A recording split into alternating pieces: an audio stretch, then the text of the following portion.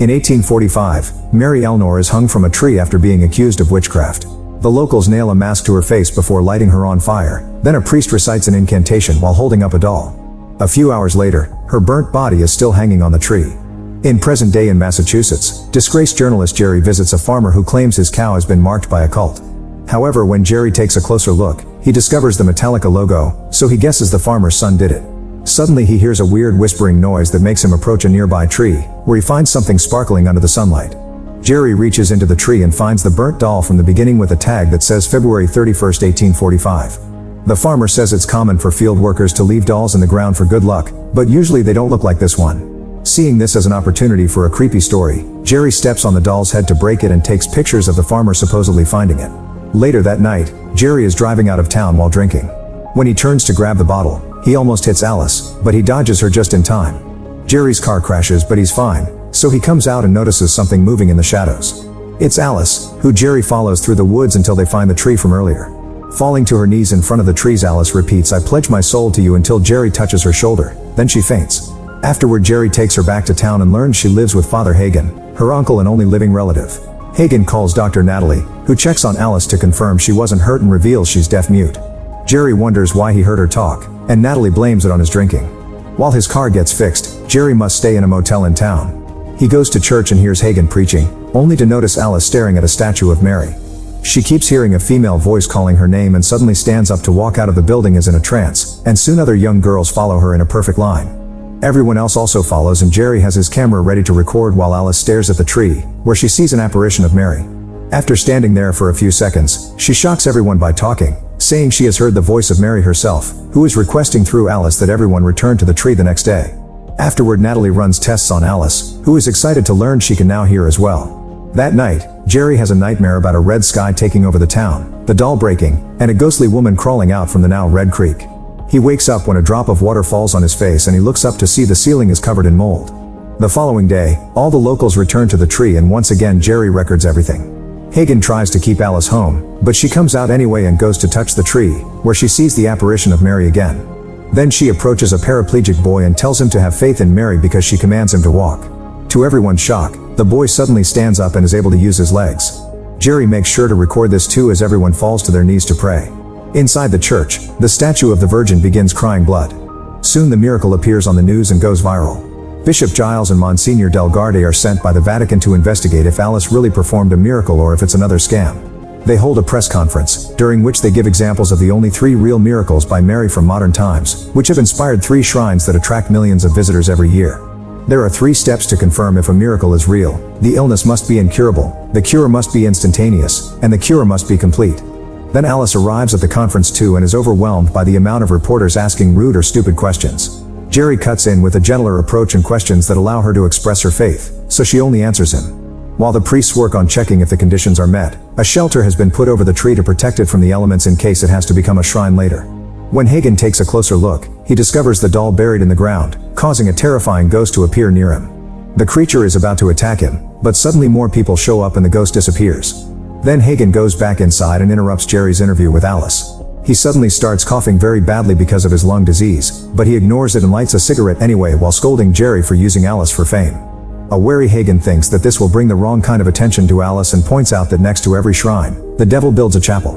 People who have seen Mary in the past were treated like freaks, sent to convents, or dead in a few months, and he doesn't want that for Alice.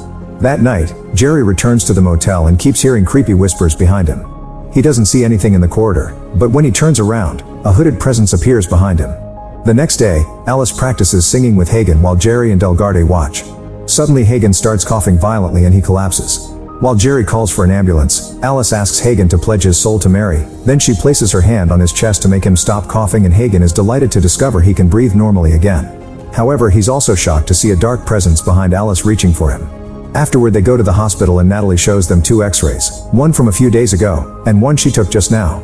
It's clear that his illness disappeared out of the blue. She also confirms that they ran studies on the former paraplegic boy and all his issues magically went away as well. Delgarde and Giles have no choice but to declare this a true miracle and soon the tree is transformed into a shrine. Alice goes viral again and the town starts to gain lots of tourism from all over the country. People call Alice their hero and become her fans. She gets her own Wikipedia page, and someone even says she'll be bigger than Taylor Swift. Some people are still skeptical and call it all a trick, And one guy decides to leave the town with his family because when God appears on earth is usually a sign of tragedy. When so many reporters surround Alice's home that it becomes impossible to live, Hagen decides to send her to a diocese in Boston for her own safety. Sometime later, Hagen is smoking a cigarette in the church and notices the smoke moving at a weird angle. He follows it to find a hole in the wall with a notebook, which contains the steps of a ritual to seal the devil with a mask and a doll. In the shadows, something watches him. Meanwhile, Jerry has dinner with Natalie and tells her about the doll he saw, so she explains that those particular dolls are known for trapping evil things, putting the impossible date of February 31st to keep them inside forever. Afterward they go for a walk and Jerry is surprised to see the creek from his dream. Natalie shares that the church used to own most of the town and Jerry shocks her by guessing that was back in 1845. Then Jerry checks the water and sees the ghost from his dream jumping out at him. When he turns around, he almost sees Natalie as the ghost too. Suspicious, Jerry decides they need to talk to Hagen. Speaking of Hagen, he hears the sound of chains in the church and notices someone entering the confessional. He goes inside too and starts the confession, hearing a woman's voice mention the usual stuff. However, she also mentions destroying many lives and her voice gets creepy as she announces she came for him. A hand suddenly hits the middle wall as the woman says Satan gave her power and she was the one to heal Hagen, but she's offended by his doubts. The lights start flickering and the woman keeps on detailing how she killed all the people who tried to stop her. Terrified, Hagen comes out of the confessional and hears the organ playing on its own before he sees a dark hooded ghost in the middle of the church with a rope around her shoulders. Hagen tries to run away, but the ghost blocks his path to attack him. By the time Jerry arrives, he hears a noise in the confessional and opens it to find nothing. At that moment a body appears behind him on a rope and Jerry is shocked to see Hagen dead. After the paramedics take Hagen away, Giles asks Jerry to keep the fact Hagen self-deleted a secret since it would affect people's trust in the local church. However, Jerry isn't convinced that Hagen self-deleted. The next day he visits Alice and points out Hagen thought the evil always followed, but Alice says Mary would never let that happen. In the evening, he returns to the motel and he notices all the lights flickering as he hears the whispers again. This time he does see the ghost at the end of the corridor, but it disappears in seconds. Afterward he reviews all his interview footage and notices something weirdly blurry next to Alice. He starts slowing down the recording and is shocked to see the ghost moving on the paused video before disappearing, but when Jerry leans in, the ghost jumps out at him only to disappear again.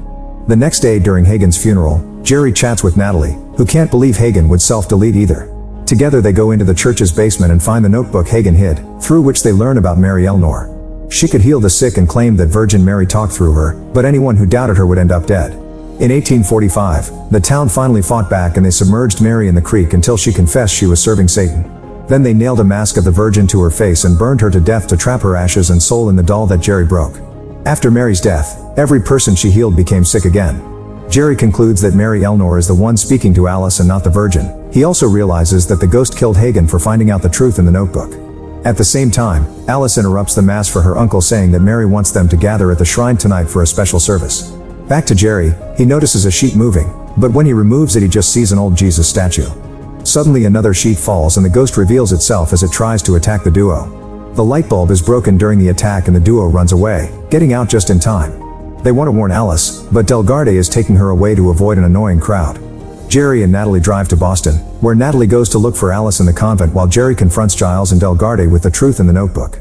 Giles already knew about it but Delgarde was never informed, yet Giles ignores his complaints and announces they'll still do the service because a diary from centuries ago isn't evidence.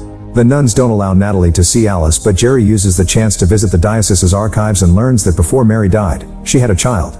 She also made a deal with the devil to live on through her descendants, meaning Alice carries her blood. Suddenly he loses signal on his phone and the files with Mary's confession melt down before a statue of the Virgin starts breaking down, revealing the ghost. Jerry throws a table to block her way, but the ghost just pushes it away before teleporting in front of Jerry. At that moment Delgarde shows up and starts exorcising her, so the ghost makes the writing on his Bible wash down. However, Delgarde knows the words and keeps going with a crucifix until she disappears.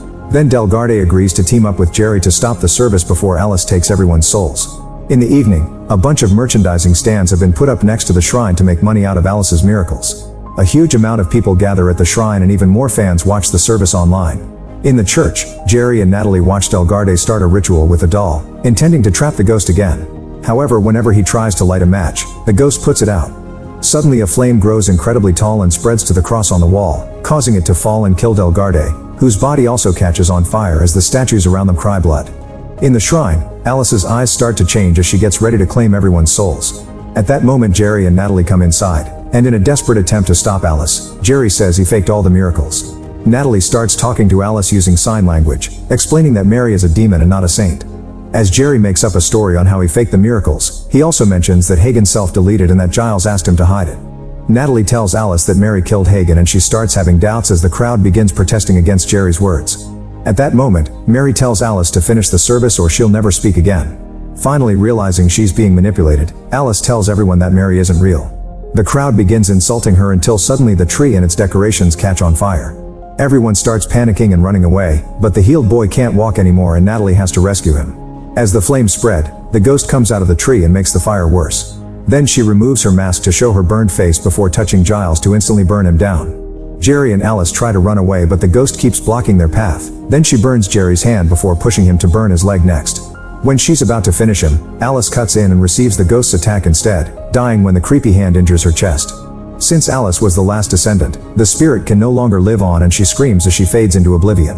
A crying Jerry holds Alice's body and prays to God for mercy, causing Alice to be revived. Sometime later, Jerry, Natalie, and Alice visit Hagen's grave. Alice can't talk anymore, so Jerry is learning sign language to communicate with her. Inside the church, a statue of Virgin Mary is crying blood again.